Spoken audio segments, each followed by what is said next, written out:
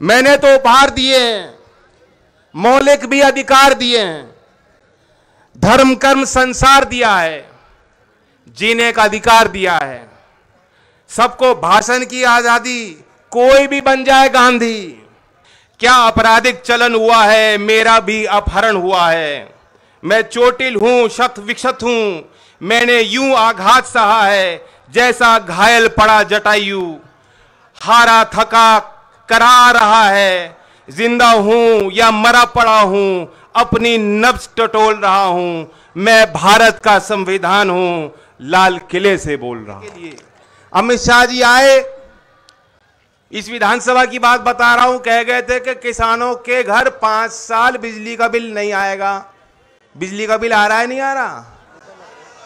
Metre लग रहे हैं, कैसे दोगे बिल?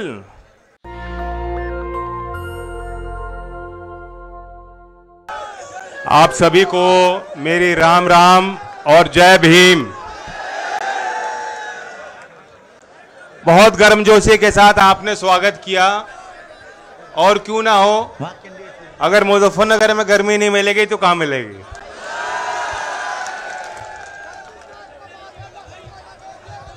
आज इस देश के लिए बहुत गौरव का दिन है।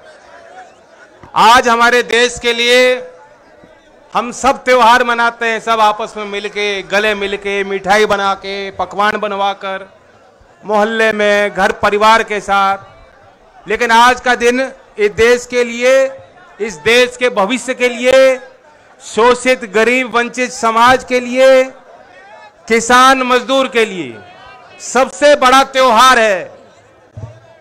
क्यों? आज संविधान दिवस है। हमें और आपको आज कल्पना करनी चाहिए, आजादी तो हमें 1947 में मिली, और आप लोगों ने अपने हड्डियों को गलाकर, बड़ी कुर्बानी करके हमें वो तकदीर हमारी खोली और इस देश को आजाद किया।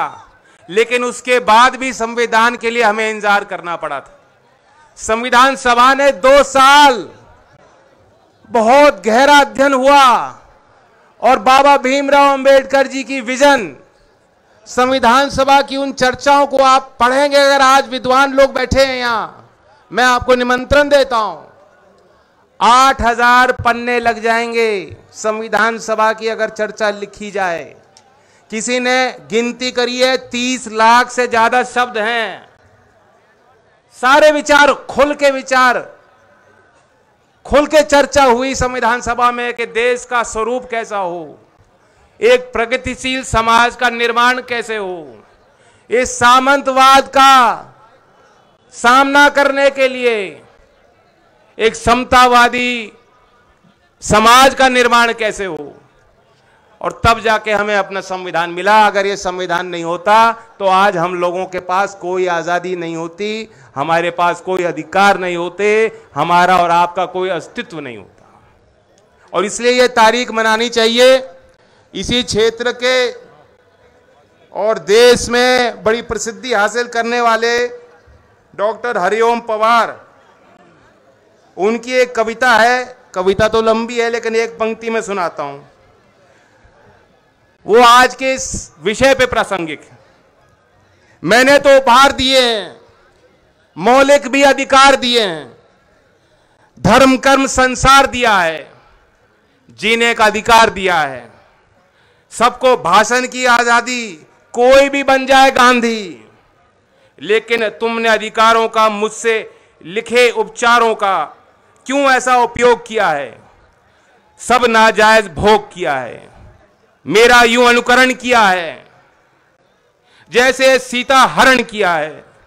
मैंने तो समता सौंपी थी, तुमने फर्क व्यवस्था कर दी, तुमने नर्क व्यवस्था कर दी।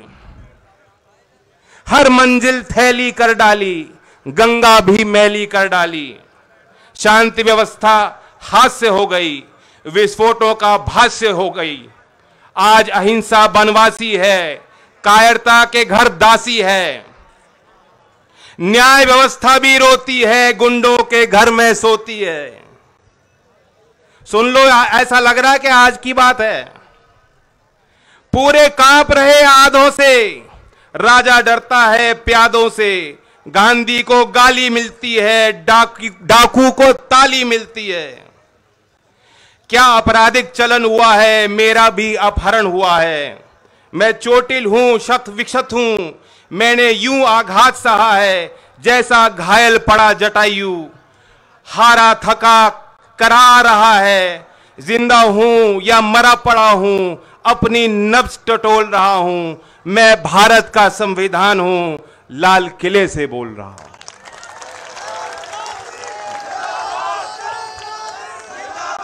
हम और आप ताली बजा रहे हैं, लेकिन ये कठोर कड़वा सत्य है और ये आज का सत्य है, आज की शासन प्रणाली का सत्य है। ये पोल खुल गई है। तरह तरह के वादे करके, बड़े लुभाने वाली बात करके आप लोगों की वोट इन्होंने बटोरी थी और वादे इतने अच्छे किए थे हर वर्ग को समझाने के लिए। अमित शाह जी आए, इस विधानसभा की बात बता रहा हूं, कह गए थे कि किसानों के घर 5 साल बिजली का बिल नहीं आएगा। बिजली का बिल आ रहा है, नहीं आ रहा? मीटर लग रहे हैं, कैसे दोगे बिल? भुगतान हुआ था 14 दिन में। अब वादा था, कह गए, उनको आपकी वोट चाहिए थी, ले गए। इन्होंने करोड़ों रोजगार देने की बात कही थी, कहां करोड़ों से धड़ाम करके गिरे हैं। और अब प्रधानमंत्री रोजगार मेला करते हैं जिसमें 71,000 लोगों को, जिनकी नौकरी 1.5 साल पहले लग चुकी थी, उनको बुला करके एक चिट्ठी पकड़ा रहे हैं। ये हालात देश के हो गए। गरीब के हौसलों को ये लोग नहीं समझ पाए, गरीब के इरादों को ये नहीं समझ पाए, गरीब के सपनों को ये नहीं समझ पाए। अन्नदाता तो भगवान का रूप होता है और अन्नदाता किसान के साथ खेत में उसे खेत को जमाने में मेहनत करने वाला मजदूर भगवान का रूप होता है। ईंट पे ईंट लगाकर घर का निर्माण करने वाला श्रमिक भगवान का रूप होता है। अपने हाथ से और कारखाने में कपड़ा बनाने वाला बुनकर भगवान का रूप होता है।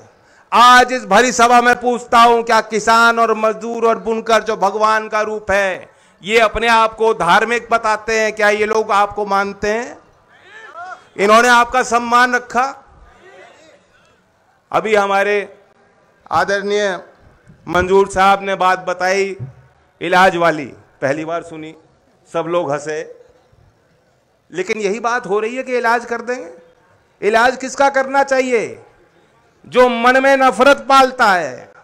जो नफरत पालने वाले का तो ब्लड प्रेशर भी, पारा भी ऊपर चढ़ा होता है, वो कभी मुस्कुरा नहीं सकता। उसके अंदर क्रोध होता है, क्रोध। वो ज्वालामुखी कब फट जाए, किस पे फट जाए, किसी को मालूम नहीं। लेकिन हमारे लोग धैर्य वाले हैं, हमारे लोग मुस्कुराने वाले हैं, हमारे लोग हिम्मत वाले हैं। खेती तबाह हो जाती है, दाम मिलता नहीं मंडी पे, फिर जो है अपने आप को समेट के परिवार को हिम्मत के साथ फिर दोबारा जुटता है उसी काम पे कि कल नया सवेरा है।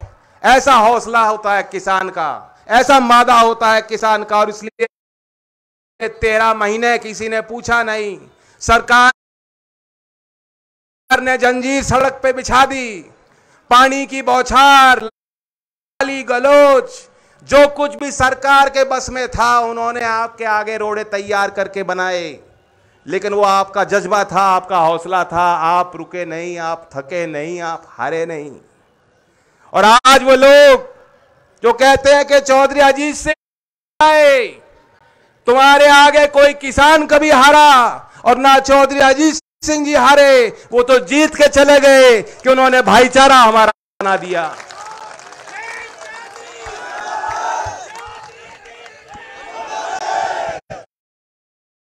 और अब ये समय बताएगा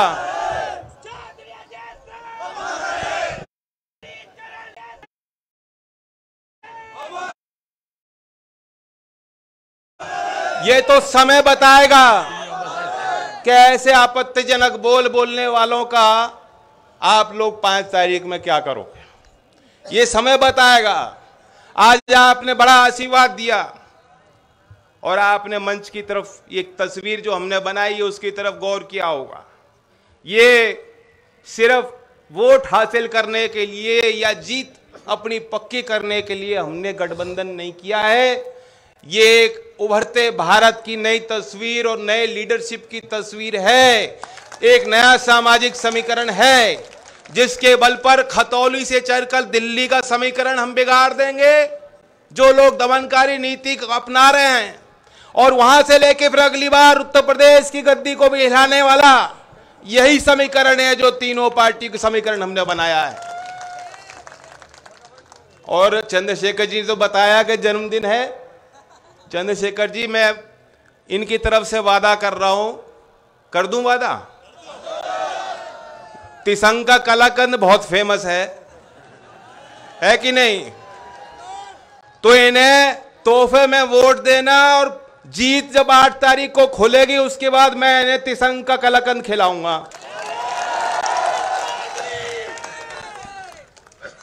नहीं, मीठा तो ज्यादा पसंद है ही हमें।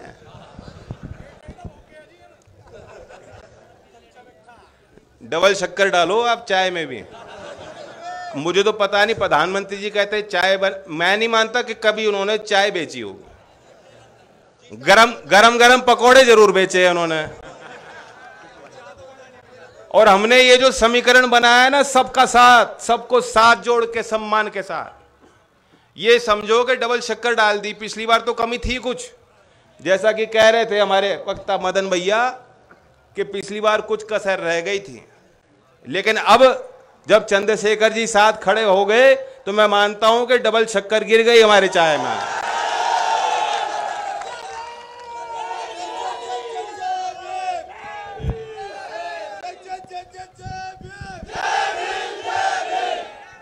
देखिए, बाबा साहब ने जो आप देखें उस कॉन्स्टिट्यूशन असेंबली की डिबेट्स को पढ़ेंगे, उन्होंने एक चिंता व्यक्त की थी।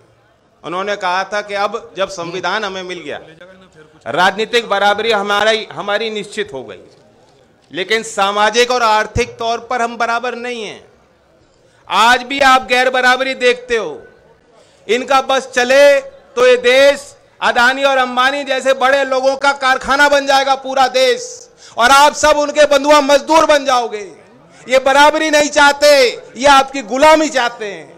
लेकिन गुलामी के जंजीरों को तोड़ने के लिए आपको और हमें मेहनत करनी होगी। हमारे मुद्दे चुनाव में सरल हैं।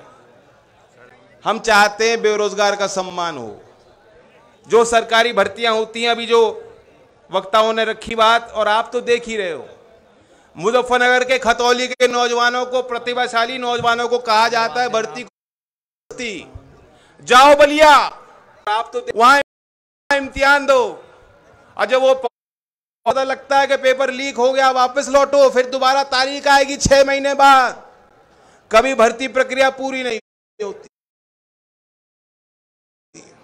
और यहां खतौली वो क्षेत्र है, ये तो नकली राष्ट्रवादी हैं। आपको यहां हर गांव में शहीद जाएगी, लेकिन शहीद की मूर्ति लगाने वाले भी, वो अपने आंसू पोंछने वाले परिवार से भी अगर आप पूछेंगे, वो ये कहते हैं कि हमारी अगली पीढ़ी भी शहीद होने को तैयार है। ऐसा जज्बा है लोगों का। लेकिन ये वो सरकार है, याद रखना, जिसने इस भावना को नहीं समझी। ये सरकार जिन्होंने कह दिया कि हम आर्मी के सैनिकों को भी पेंशन नहीं देना चाहते, हम पूरी पक्की नौकरी इन जवानों को नहीं दे सकते। हमारे पास वो सामर्थ्य भारत सरकार पे नहीं बचा है कि आर्मी भी पक्की नौकरी आपको दे दे। इसलिए भाइयों, 4 साल के लिए अग्निवीर बन जाओ, और अग्निवीर 4 साल के लिए बनोगे, 4 साल बाद घर लौट जाना। क्या ऐसी व्यवस्था तुम स्वीकार सकते हो नौजवानों? ये चुनाव 5 तारीख का यही मान लेना। आपको बटन नलके का इसलिए ही दबाना है कि दिल्ली में बैठे इनकी आंखें खुल जाए, इनको पता लग जाए कि अग्निवीर हमें पसंद है, स्वीकार नहीं है। गन्ने की बात मैं कह दूं, गन्ने का तो रेट ही भी घोषित नहीं हुआ। दुनिया में ऐसा कोई काम नहीं, दुनिया में ऐसा कोई व्यापार नहीं, दुनिया में ऐसी कोई पूंजी नहीं बन पाती जिसमें जो उत्पादक है वो अपना माल दे दे और उसे मालूम ना हो कि हमें बदले में भाव क्या मिलेगा। कोई काम ऐसा नहीं है। बस खेती में उन्होंने ऐसी व्यवस्था बना रखी है, आज आप गन्ना गेर दो, 20 दिन पहले गेर चुके, मिल चालू चल रही है, उनकी कमाई चालू, उनका मीटर चालू, उनके घर की कमाई चालू। लेकिन आप अपने घर में बैठ के हिसाब भी नहीं लगा सकते कि कितना पैसा कब आएगा, कितना आएगा। ये सरकार की दुर्दशा है। ये सरकार अन्नदाता का अपमान कर रही है। इसलिए किसान भाइयों से अपील करता हूं कि 5 तारीख में कोई कारण हमें नहीं चाहिए, और एक कारण बना लो कि हम गन्ने का भाव घोषित कराना चाहते हैं, लाभकारी मूल्य चाहते हैं, इसलिए 5 तारीख में हैंडपंप का बटन दबाएंगे।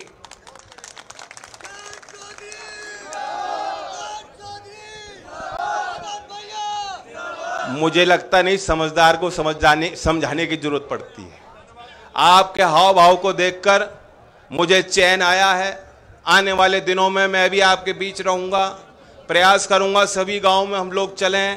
मैं अपील करता हूं समाजवादी पार्टी के सभी कार्यकर्ताओं से, आज़ाद समाज पार्टी के सभी कार्यकर्ताओं से, लोकदल के सभी वरिष्ठ कार्यकर्ताओं से कि गाँव में आप डेरा बना दें, जानसठ और खतौली के कस्बों में आप डेरा बना दें, घर घर तक संदेश पहुंचाएं और यही आशीर्वाद दें कि 5 तारीख में जैसा मदन ने कहा कि मदन खेकड़ा वाले नहीं, मदन खतौली वाले आपको बनाने हैं। धन्यवाद। जय भीम, जय भारत। चौधरी चरण सिंह। नेशनल दस्तक की आपसे गुजारिश है कि अगर इसको बचाना चाहते हैं तो नेशनल दस्तक को सब्सक्राइब करने के लिए रेड कलर के सब्सक्राइब बटन को दबाएं, फिर बेल आइकन की घंटी दबाएं। नेशनल दस्तक को बचाने के लिए बहुत जरूरी है कि हर खबर को शेयर करें, लाइक करें, कमेंट जरूर करें।